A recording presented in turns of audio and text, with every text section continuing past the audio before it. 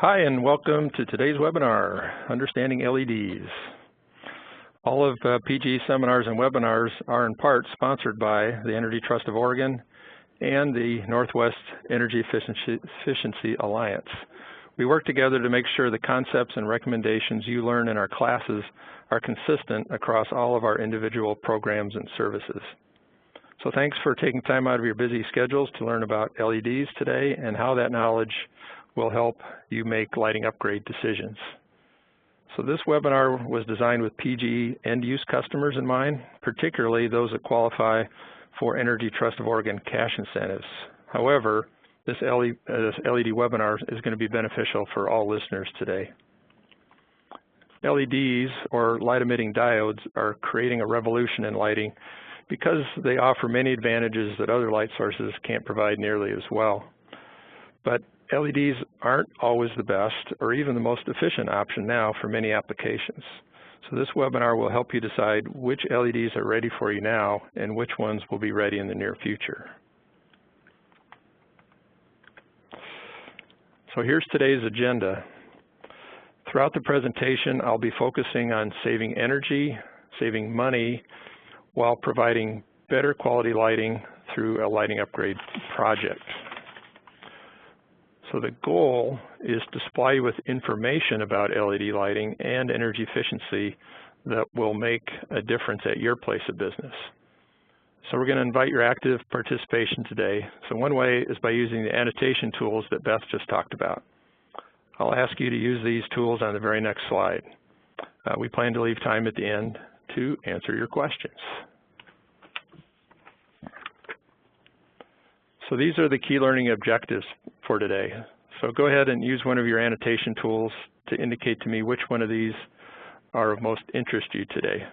So this is like going to the restaurant where you get crayons and you have a tablecloth where you can write on. So feel free to scribble away. So this webinar is not going to go in depth on how LEDs work, but I will go over some basics. I also want to point out that we're going to have some upcoming LED seminars in May on LED that will go into how LEDs work in more detail, as well as expand on the topics I'll talk about today. Throughout the presentation, I'll talk about familiar current lighting technologies and what the LED alternatives are. The focus is going to be on retrofit, but new construction applies also. So some LED applications, again, make sense right now, while some need to mature or become less expensive in order to be cost effective. And at the end, I'll go over how you can get help with your lighting upgrade project. Well, that's a very colorful slide. Appreciate your feedback. Looks like we have interest in all those topics today. Thanks very much.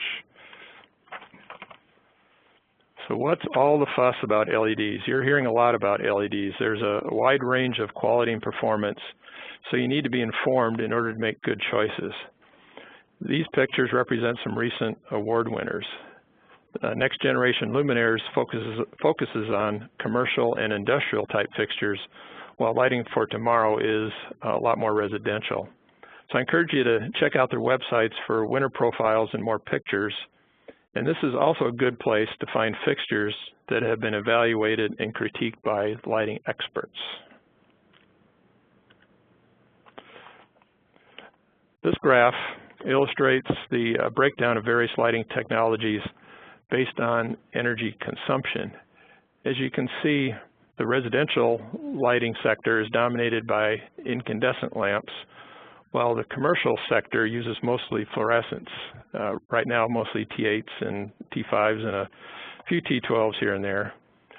Industrial and outdoor use a lot of HID, mostly high pressure sodium and metal halide. So now if you go to the base of this total column, you see this little yellow sliver, which represents LED and even some other technologies. So right now, less than 1%. But one of the points I want to make with this slide is that LEDs are expected to have a major impact in all these categories over the next 10, 15 years or so. This graph illustrates the dramatic growth that has happened from LEDs and will happen in the not too distant future, One thing to notice here is that most of the growth is coming from the replacement of incumbent technologies as opposed to new construction, at least in the near term. This graph from the Department of Energy illustrates the current and potential savings for 9 common lighting applications. So far, we've achieved 71 tera-BTUs compared to the potential, which is over almost 4,000 tera-BTUs. So there's a lot of savings that will take place. So right now, most of the savings are coming from replacements of the common light bulb and directional lamps like Par 38s and MR16s. But in the future, most of the energy savings are going to come from replacing troffers and other fluorescent tube fixtures with LED replacement options. This chart illustrates the historical and predictive trend of LED light output and cost. You can see that costs are, pardon me, there we go.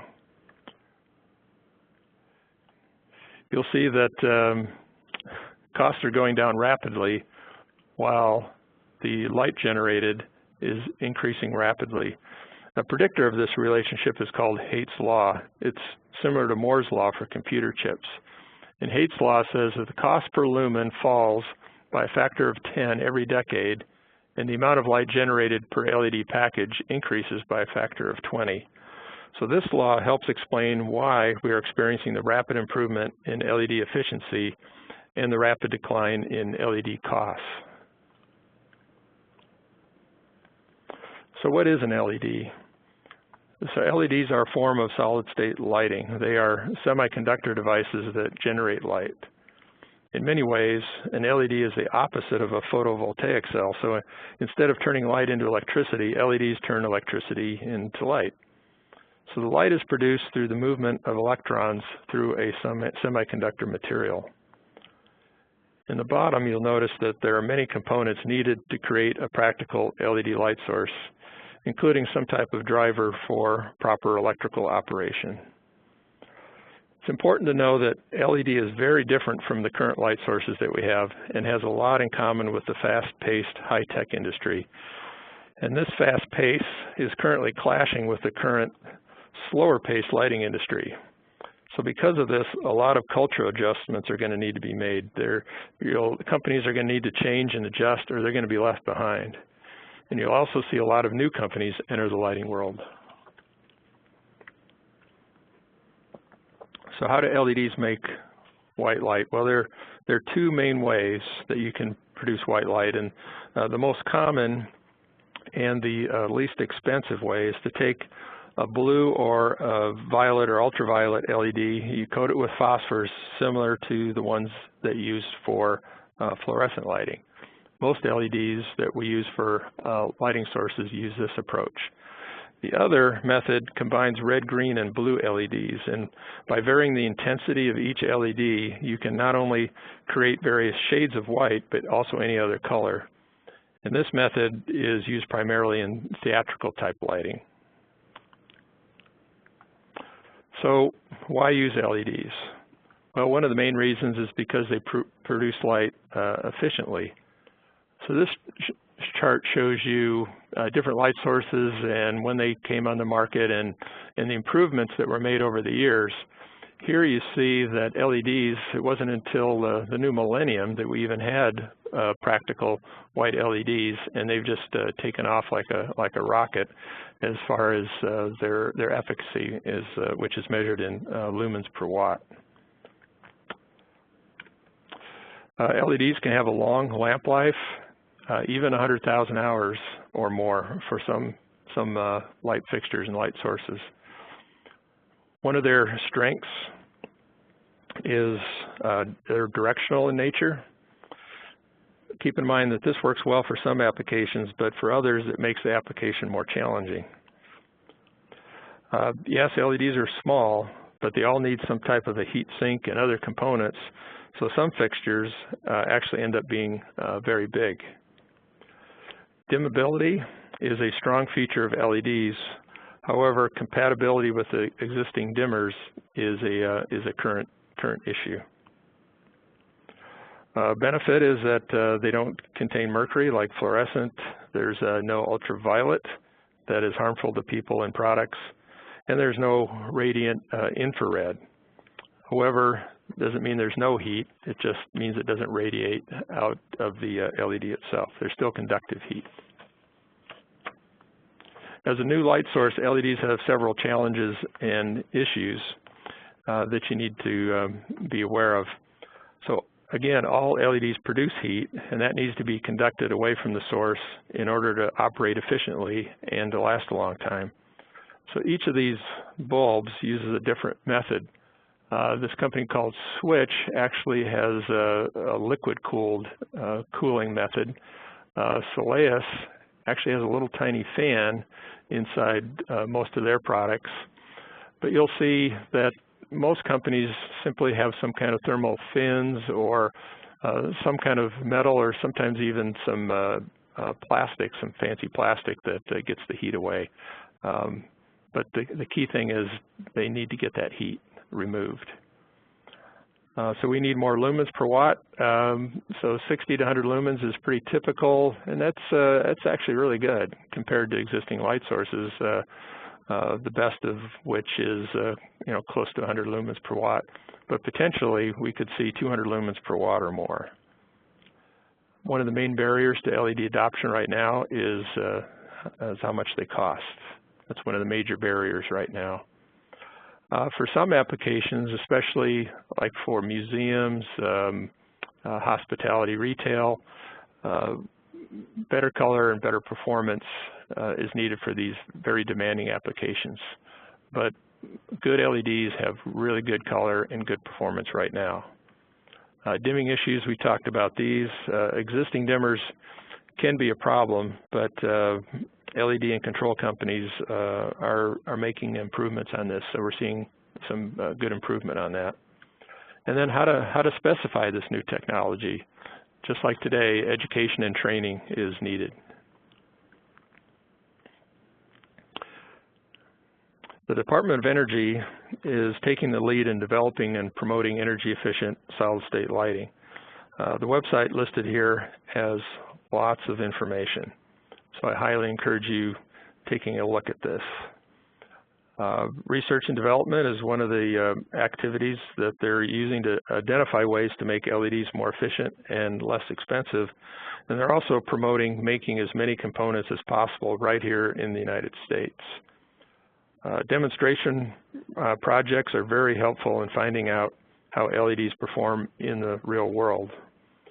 And any new product, any new technology needs to be tested in order to gain confidence in their performance claims. So there are standards for testing, like you'll hear LM79, LM80, TM21. These are all testing methods to test LEDs properly and also determine how much lumen maintenance there is over time. Competitions. These have challenged manufacturers to create better market-ready products, such as the L-Prize and next-generation luminaires. And then we need support for the end users. They need help and confidence when choosing to buy LED products. Good and useful labeling is very important for the consumer market, along with other educational resources. So all of this work eventually gets us to the objective of market-ready LED products. Hey, Mark, this is Beth. I have a quick question. I see the under testing and quality reporting, there's a reference to caliper with a small I. What is that? Good question. I used to have a full slide on this. Caliper stands for Commercially Available LED Product Evaluation and Reporting. Don't worry, there won't be a test on that. This is like the consumer reports for LEDs. The DOE obtains products anonymously. They test them, and then they produce some reports that go on their website. And there's, I think about 20 reports or so that are available right now. So that's a good way to check out how maybe your favorite product performed. Mark, I also noticed on that website it says SSL. What does SSL stand for? Yeah, I've used the term, but I didn't use the initials. SSL stands for solid state lighting, and LED is a type of solid state lighting, with organic LED being another type. So thanks for those questions. So we mentioned labeling, lighting facts labels. So this helps retailers, utilities, and consumers compare the manufacturer's claims and provides a quick summary of product performance in 5 key areas, along with some optional extra information that comes on this label for warranty and lumen maintenance. So lumens, light output is measured in lumens, and this again measures light output. Watts we're familiar with that. That's the energy required to light the product, so lower the wattage, the better. And when you combine the two, when you get lumens per watt, this is called efficacy. So the higher the number, the better. So in this case, 93 lumens per watt would be very good for an LED product. We also have color temperature. That's correlated color temperature. Cool colors have higher Kelvin temperatures, say around 3600 to 5500, where warm colors have, say, around 2500 to 3500 K. Now, cool white is usually better for visual tasks, while warm white light is usually better for, say, residential living spaces, because it casts a more appealing light on skin and clothing, most people think anyway. Another metric here is CRI, that's a color rendering index. That's on a 0 to 100 scale, and that indicates the effect of a lamp's light spectrum on the color appearance of objects. So the higher the number, the truer the appearance of the light on the objects. So for reference, incandescent lighting is near 100 on the CRI scale. And most applications should have a CRI rating of at least 70, but for color critical applications like retail, 85 or even 90 CRI is needed. A little side note, in California, they have an optional measure for that of they like to have 90 CRI in California to get better user acceptance of LEDs. Now there's another label. Okay, now that you've memorized this one and got acquainted with this, there's another label. This one, instead of being from the DOE, is from the Federal Trade Commission, where the LED one is voluntary. This one from the FTC is mandatory on all light bulbs. And it has, well, number one, it's going to be in black and white instead of color.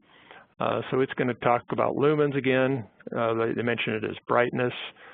The energy used, that'll be in watts. That's the same. It's going to have the correlated color temperature. That is also the same. But what's different, it's going to have the life based on 3 hours per day, and also come up with an estimated energy cost, again based on 3 hours at 11 cents per kWh. For CFLs, they're going to have to indicate that there's mercury in them, and there's a spot here, there's a blank space. If it's Energy Star qualified, you'll see an Energy Star logo there.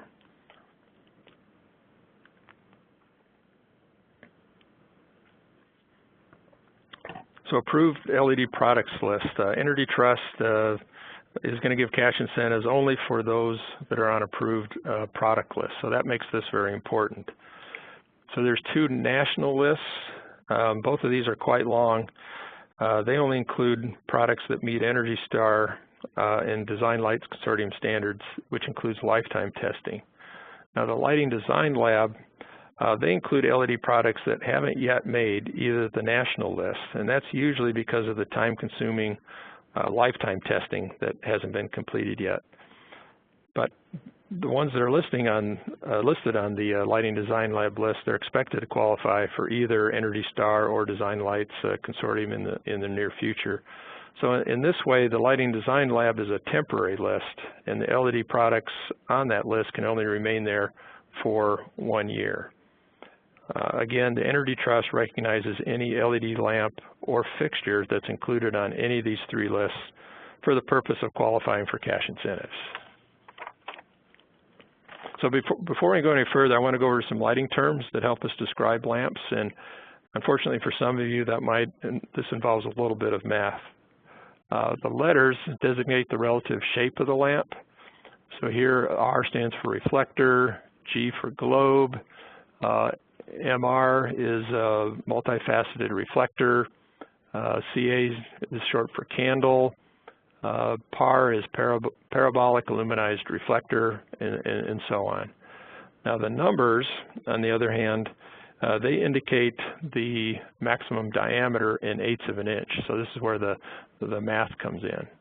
So let's look at our T8 at the bottom. So the T stands for tubular. This is easy math. 8 stands for 8/8 or 1 inch. When we get into our PAR lamps, the math gets a little more difficult. PAR 38 would be 4 3/4 inches in its maximum diameter. An interesting trend with the LED products is this LED PAR lamp that just popped up no longer has a parabolic illuminized reflector, but since people are familiar with that term PAR, we continue to call the LED products by the same name.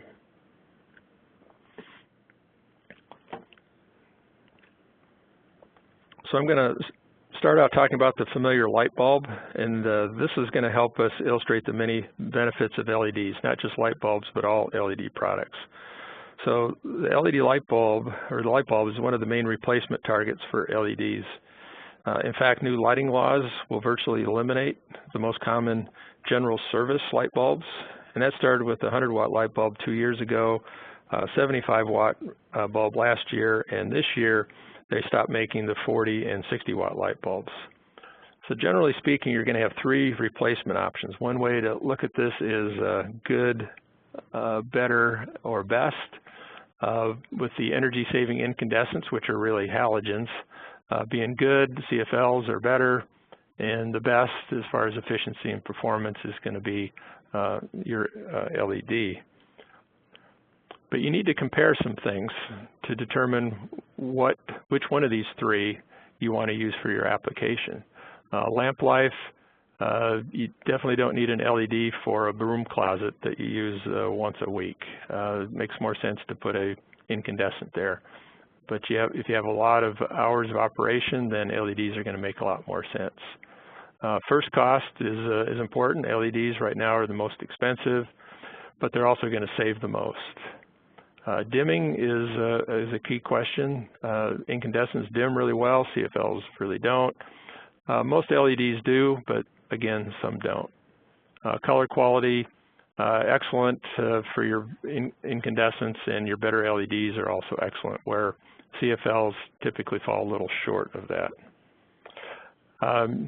There's an expanded version of this chart you can find on the PG website, and we'll have a resources page that we'll send to you a few days after the webinar, so you'll be able to get that. So the key thing here is you need to do your homework. You make a choice based on your application, hours of operation, and what features are important to you. And this decision-making process will apply to other LEDs we're going to talk about as well. So here's some energy-saving bulb examples from GE, Philips, and Sylvania, the big 3 of lamps. So these energy-saving incandescents, again, are halogens. They still make sense for applications with low hours of operation, where you want dimming, and also the warm color temperature shift that incandescents can give you, although we're finding some LEDs that can now start to do that. Compact fluorescents are going to be for applications with longer hours of operation, no need for dimming, and also infrequent switching, which really shortens the life of CFLs and regular fluorescent as well, for that matter. LEDs are best for applications with very long hours of operation and where bulb replacement is expensive or difficult. LEDs can also dim, and they don't mind frequent switching. An interesting trend is this low-price bulb from Cree, they didn't wait for Energy Star approval. They just said, hey, we got a good name, we got a good product, we're just going to take it out there and get it out there on the market. And this one happens to sell for about $10.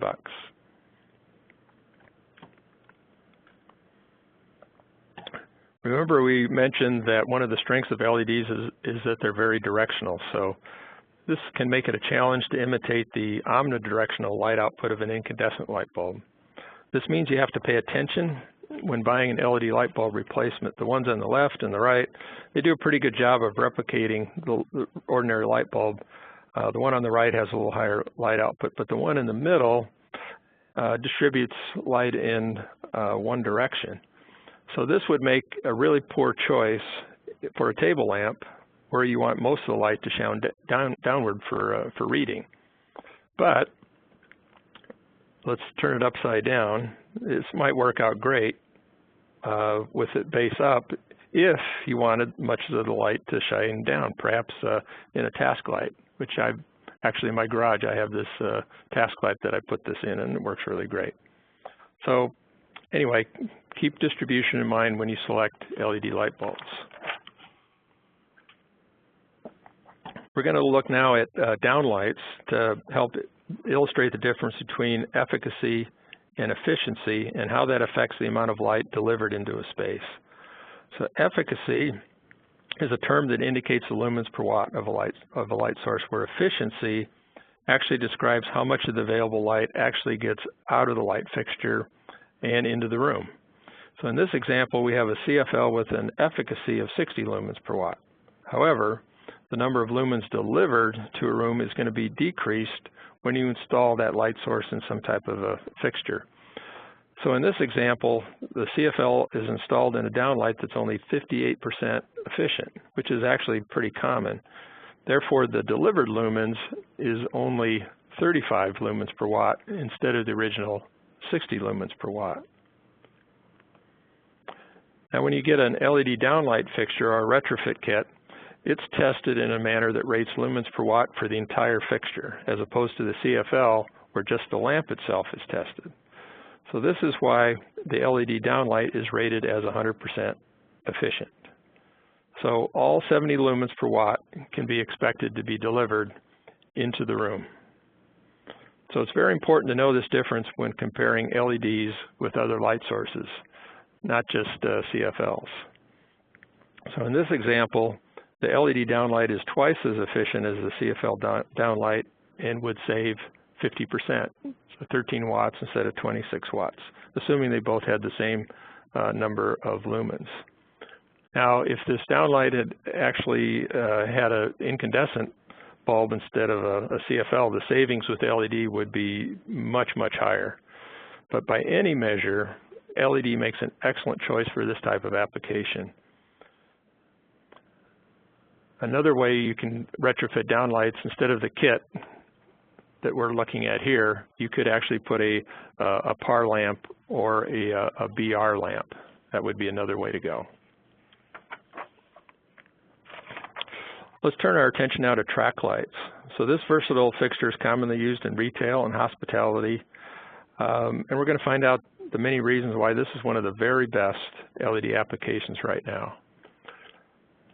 Now, many of you know that the common light bulb is being phased out, but most people don't realize that the common reflector type lamps are also being phased out.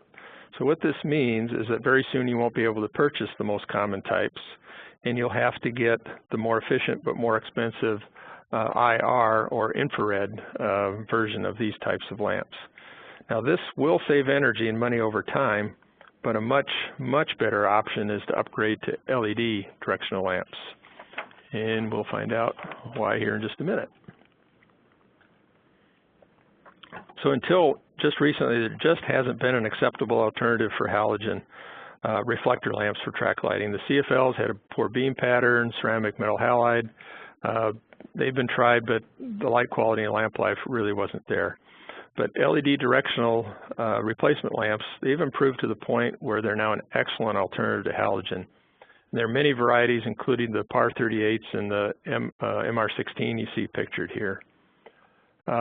there's huge energy savings, so they make them a very compelling efficiency choice. And don't forget about the air conditioning savings. LED lamps last 25,000 hours or more. So think of how many halogens. You might have to replace 10 to 15 halogens in the lifetime of an LED. And think about the hassle of changing those lamps as well as the expense. And you can now get color quality that is good and often better than halogen. So this LED lamp type qualifies for generous cash incentives through Energy Trust of Oregon, and it usually covers half the LED lamp cost or more. And this allows for paybacks of only 1 or 2 years. But be sure to use approved lamps in order to get your incentive. Very important. We'll talk about that several times today. So once you decide you want to go with the LED replacement directional lamps, it's a good time to evaluate your options since you're going to live with your choice for 10 years or more. So buying LED lamps or any LED product is a lot more like choosing an appliance than it is a typical light bulb since you're going to use it for a very long time. So it's best to get a few samples, try them out. You'll find that the directional lamps usually have beam angles between 10 and 60 degrees with 25 and 40 degrees being the most common. So the beam angle that you choose depends on part on the lamp mounting height and also the distance to the objects that you want illuminated. The center beam candle power is also going to help determine how brightly those objects are going to be illuminated. The smaller the beam angle, the more intense the center beam candle power is going to be. So when you get your test sample, try it out. Look for smooth tapered edges, no dark spots, streaking, noticeable color variations, this type of thing. The DOE recently published a report on the quality of LED PAR 38 lamps, and you can find that on their website, the ssl.energy.gov website. When you get small LED lamps, they have some challenges. The larger PAR 38 and PAR 30s, they have an easier time dissipating the heat because they're bigger. But once you get these small lamps, it's more difficult to manage that heat with smaller lamps like MR16s, PAR 16s, and these little candelabra style bulbs. Currently, you can easily find MR16s that will replace up to 35 watt halogens. But it's more challenging to find ones to replace 50 watt halogen MR16s, but we're seeing a lot more come to market. Now this is where I'm going to need your help here a little bit. Some companies cheat a little bit by making their MR16s slightly bigger than standard MR16s. So can you pick out the guilty offenders in this lineup? So go ahead and use your annotation tools to point them out if you want. So it might be okay if the LED lamp sticks out a little bit from some fixtures, but they may not fit in others. Again, you need to try out any LED lamp before you buy a large quantity. All right, we found our suspects. Hey, Mark, I have one more question for you. Are there other LED bulbs that have similar shape and size issues? Yeah, there's some.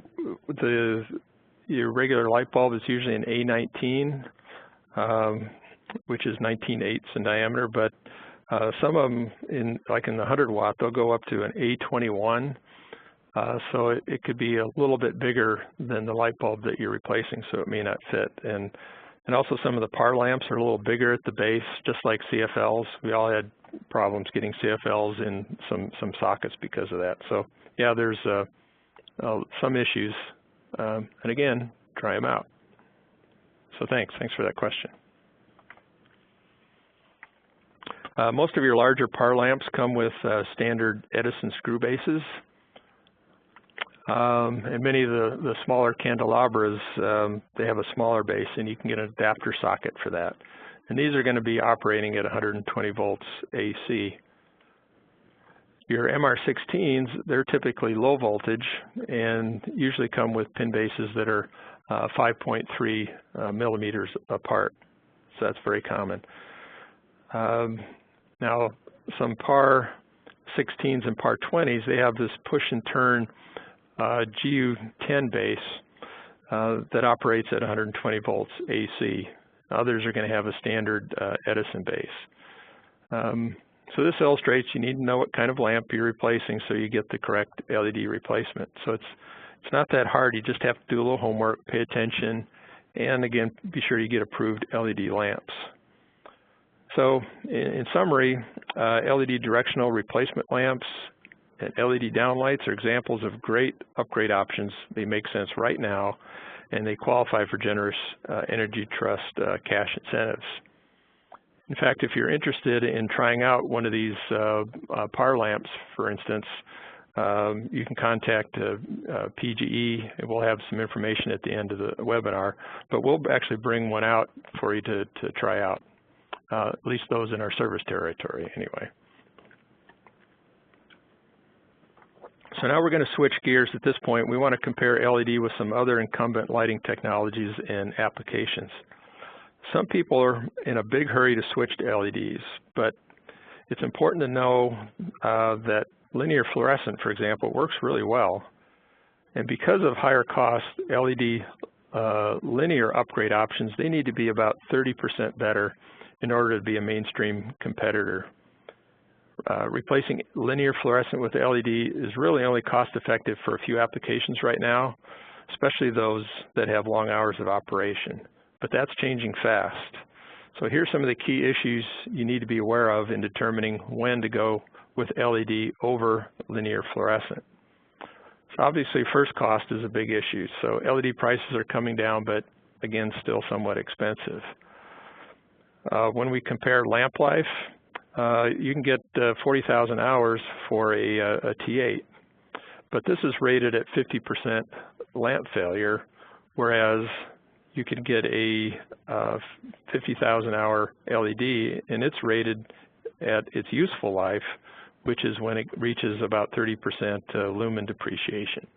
So you need to know the difference there.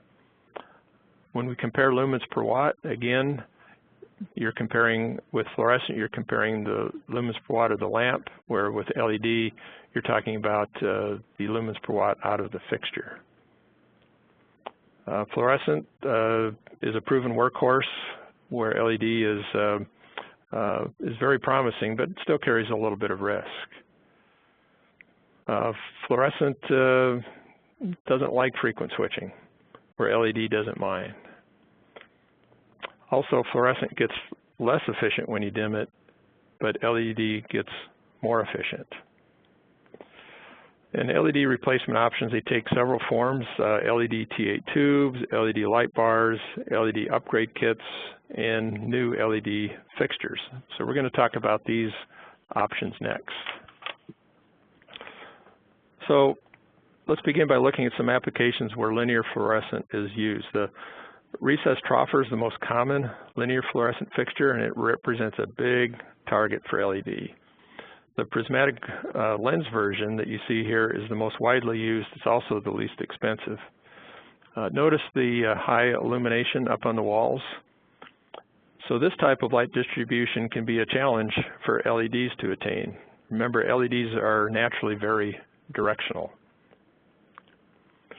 The Parabolic was originally designed to help eliminate glare on computer screens, and it was also considered at the time to be a more modern fixture type. But glare on computer screens is less of an issue, and that's mostly gone away because we have flat screen displays. But a much bigger issue is the exposed bare lamps and the overhead glare that bothers some people. So in this picture, notice the dark upper walls. That creates a cave effect because of the sharp cutoff of the parabolic louvers. So it may be tempting to retrofit these parabolics with LED T8 lamps, but this option can make this cave effect even worse, cause more glare, and give an unnatural appearance to the fixture. So we'll examine LED T8s more closely in this next slide. So many owners and facility managers, they've been approached by LED T8 salesmen often many times, so this must be a great retrofit option, right? Well, not really. One is light output. The light output for LED T8 lamps is typically about half that of the high-performance T8 lamps. But the last time tested was was 2010. The light output has gotten better with LED T8 tubes, but it still needs to improve. Light distribution is key. So fluorescents, as you can see here, they have an omnidirectional light output, which the fixture was designed for, where the LED T8s, it only comes out the bottom half. Now this improves the fixture efficiency, but it changes the original light distribution of the fixture. Cost, fluorescent T8s, $5 or less, and LED T8s could cost $50 or more.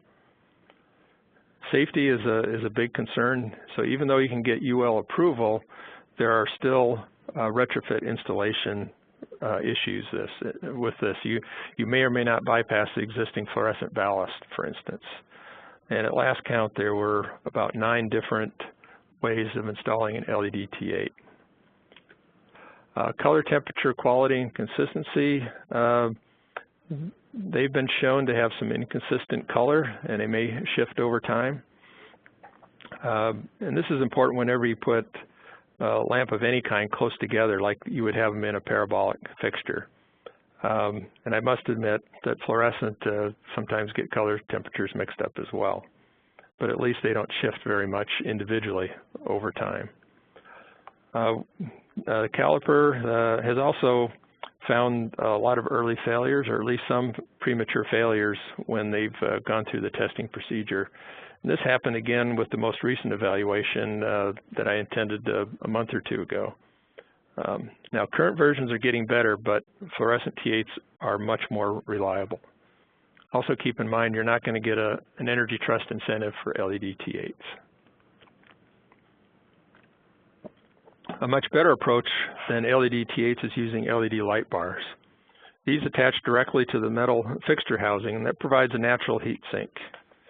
So first you take out the lamps, lamp holders, and the ballast, put in the driver, and you can choose to keep the lens if you want, but this may not have the best appearance. And I'll admit this isn't the best example of a LED light bar. But this is the least expensive troffer upgrade option, usually $70 to $80. A much better approach is to use a kit that comes with a new, modern, and more efficient lens. So this one from Lithonia has a lens that matches their popular fluorescent fixtures like the RT5. From below, if you mix and match them, it's hard to tell which is which. And there are a lot of companies that make this type of kit, and there's many lens options available. And these kits cost from $90 to maybe up to $150, and they're very easy to install. And the lumens per watt can be 100 lumens per watt or higher. And I've even seen one that's not on the market yet, as high as 130 lumens per watt.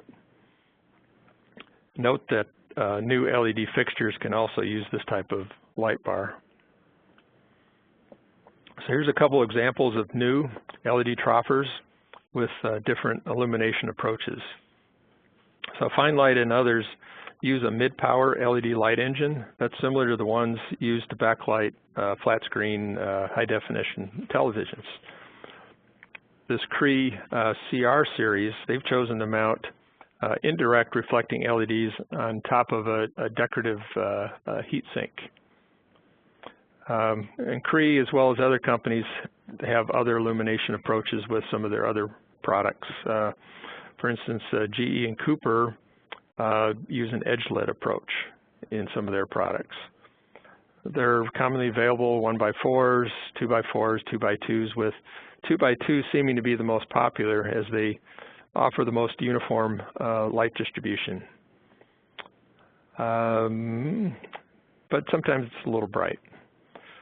Most of your 2x2 LED troffer fixtures are now less than $160 compared to comparable new fluorescent fixtures that are around $90 to $150. So the gap is closing on cost between new fluorescent and LED troffers. Mark, which method of LED troffer illumination is the best? Would you recommend? That's a good question. I think it's too early to tell. Heat management is really one of the key points, and performance over time is going to be another one. So we're just going to have to wait and see. and also to see how the color and light output changes over time as well. So any of these methods seem to be working pretty well. So let's look at a fixture that's used in lobbies, conference rooms, high-end office spaces. This is often chosen because it looks good and also it doesn't have as much glare. But it's expensive, it's inefficient, and it's very difficult to maintain, as any facilities person will tell you. So you can get LED fixtures with a similar look like this one from Lithonia, as well as this new ZR series from Cree, which they just announced is less than $100 for the basic model, in quantity, of course. I want to take a moment to let you know about an exciting option that works really well with LEDs. For very little extra cost, you can get LED fixtures that change their color temperature either manually or automatically through a central control system. Color temperature changing fixtures, they can have very positive benefits for your mood, health, and acuity. To find out more, you can check out the Human-Centric Lighting website.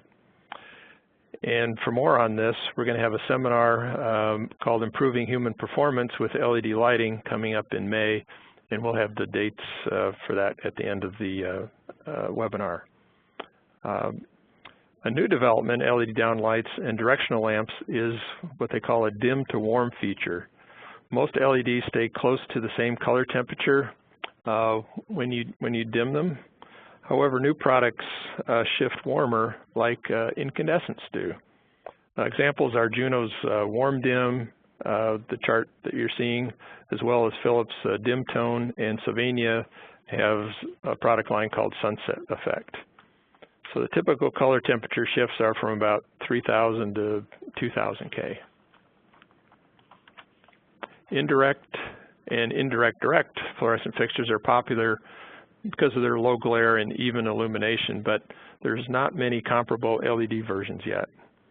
So one product that has potential is the Bold Play from Philips, and this one won the most innovative new product at Light Fair this year. It has good light distribution, but it's quite a bit more expensive than fluorescent options right now. The Fluorescent Wrap fixture is used everywhere, some places where it shouldn't be, but it's a common general use fixture that's inexpensive. It has prismatic sides that wraps around, and the sides and the bottom, very wide and even distribution, even a little light off the ceiling. Usually surface mounted, but can be pendant mounted. So here's an example. Here's an LED version. So I don't know the cost of this fixture, but I know it's going to need to be less expensive in order to compete with the fluorescent versions. There's also LED retrofit kits that work in wrap fixtures and even qualify for Energy Trust incentives. As you can see from, we'll talk about Highbays here for just a little bit. As you can see, they come in many shapes and sizes.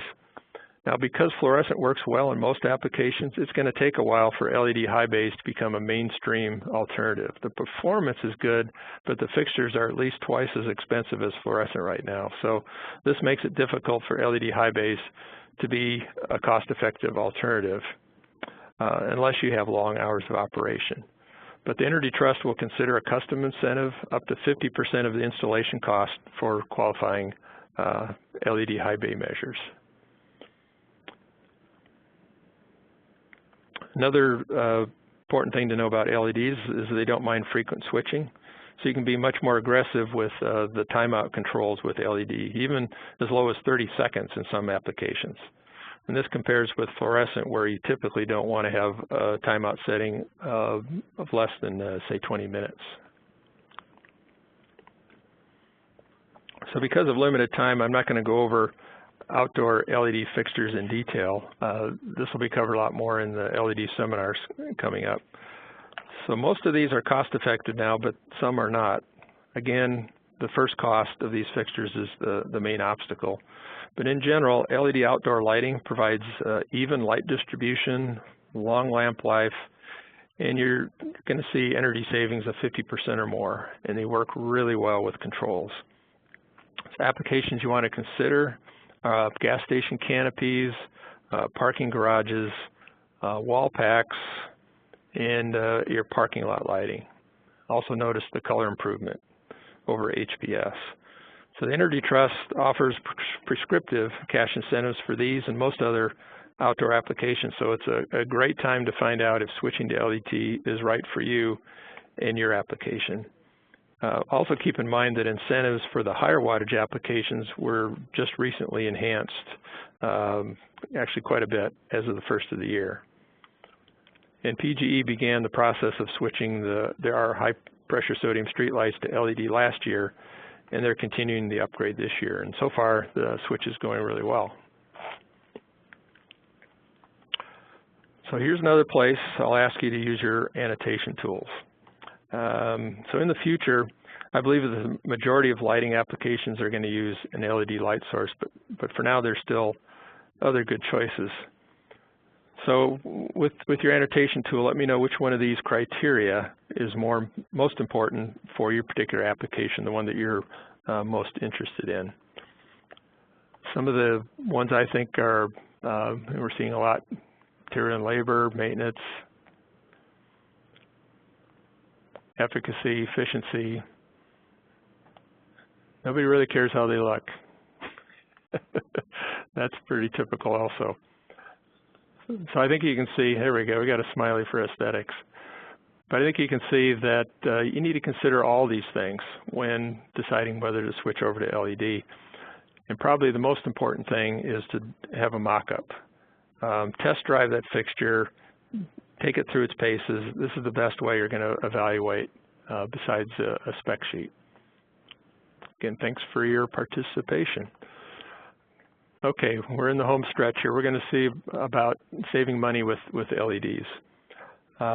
Energy Trust can provide the extra money you may need to make your LED project work for you financially.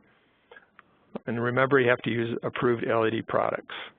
So some of the things that are eligible for incentives: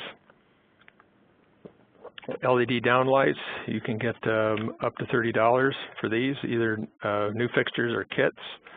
One thing we didn't talk about was refrigerated case lights, but you can get $20 per linear foot with a little extra money for occupancy sensors. A great application. As we mentioned earlier, one of the very best is directional lamps, from $15 to $25 for these. And there's also a new incentive this year for LED screw-in A lamps. Get $10 for those.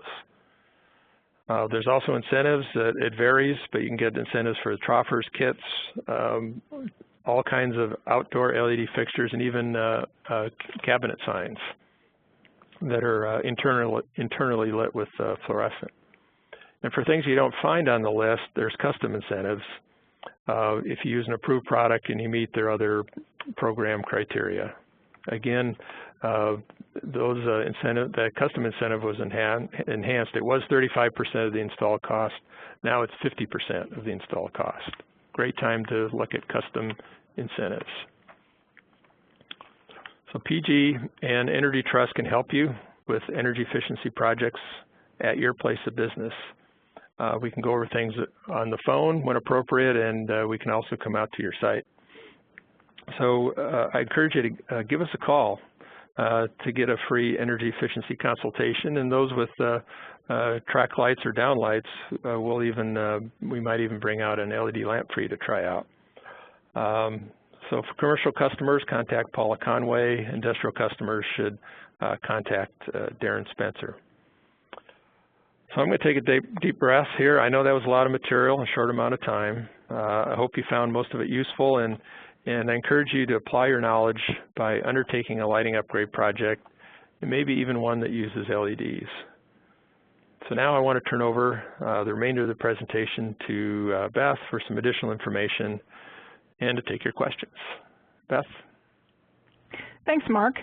Before we proceed to the Q&A portion of the webinar, I'd like to remind everyone that you can continue to submit questions to me, the host, through chat, or if you'd like to, raise your hand, click on that raise hand icon, and I'll unmute you, and you can ask the question out loud. I'd also like to draw your attention real briefly to a feedback survey, which I've just opened in the lower right-hand portion of your screen. If you could take a few moments to fill that out, That'd be really great. We do use your feedback to improve future webinars. And now I'd like to proceed to the first question we have. Mark, when you mentioned the outdoor lighting fixtures, are these fixtures dark sky compliant? Yeah, they don't have to be. I strongly encourage that. There's a lot of dark sky compliant LEDs out there, so when you have a choice, you know, pick one that is dark skies compliant. In some cases, you can't do that. Like a flood, you might have it tilted up to shine light in the parking lot, but it would actually be better to put some additional fixtures, maybe even add an additional pole if you need that kind of reach, as opposed to having it shine up and causing some light pollution, or maybe even some light trespass to your next door neighbor. Thanks, Mark. And the next question we have was, when you were referring to the human-centric lighting, what product was related to the human-centric lighting website? That website only showed benefits, but I was wondering about a light fixture plus controller that you can buy now. We're talking about where you can get one, perhaps? Well, the human-centric lighting refers to affecting human performance by considering light spectrum. It doesn't have to be color tunable. It doesn't have to be changing. It just might be a higher Kelvin for acuity or alertness or setting circadian rhythms. You can also have fixtures that will change throughout the day. Maybe you want to replicate the color temperature change that happens during the day. Maybe not so much in the Northwest in the winter where we have cloudy days and it stays pretty much the same all day, but you can get fixtures that could be warmer in the morning and cooler midday, and then go warmer again toward the end of the day if you wanted to do that. So there's a lot of ways that you can use light spectrum in affecting human performance, productivity, your moods, and even some health benefits from that. Are there any particular brands that have these products available now that you might be able to mention? Well, one that I'm most familiar with that is available in the Northwest, and we've actually tried out some fixtures here at PG, is from Plan LED. The one fixture that I had in the slide was a Design Lights Consortium, or it was actually Next Generation Luminaires winner a couple of years ago. But they are, I think, taking a lead role in coming up with some good solutions that where color tuning is a good application. We're looking at schools is a place where we're looking at possibly getting some benefits. They've done that with fluorescent with color temperature, but now with LEDs and the controllability of it, you can have a lot more flexibility. It's a lot easier to dim and control these type of fixtures. Hospitals is another good application that we're hoping actually do some research around that. Thanks, Mark. I think we have time for one more question. We're running a little over our time, but we'll ask one more question and then we'll do some closing details. And we'll still stay online a little bit in case any of you would like to ask any additional questions. But our next question is, one second here. For those that are working on projects and looking for LED alternatives for light sources, one of our folks online here recommends superbrightleds.com. So this is not a question. This is a statement from one of the participants suggesting that you might try super bright LEDs if you're working on projects and looking for LED alternatives. But the question I was referring to, Mark, was I'd like to try out a directional LED lamp. What is the best way to get a sample lamp or to try, and which ones would you recommend? Well, I recommend ones that are from companies that have a reputation. The big three, Toshiba, and there's a Green Creative is one that I've seen. There's quite a few out there. You want to look for again, Energy Star. Look at the Lighting Facts Label. Get educated on that. But if you actually want to try one out, again, in PG service territory, we have lamps that we can come out and put in your sockets, or just have you try them out and see if that's something that you want to do. And myself, I'm also available to come out if you've got efficiency project that you're considering for your place of business. Myself or others are more than happy to come out and take a look at what you have and suggest your best next steps for you. Thanks, Mark. That was our last question.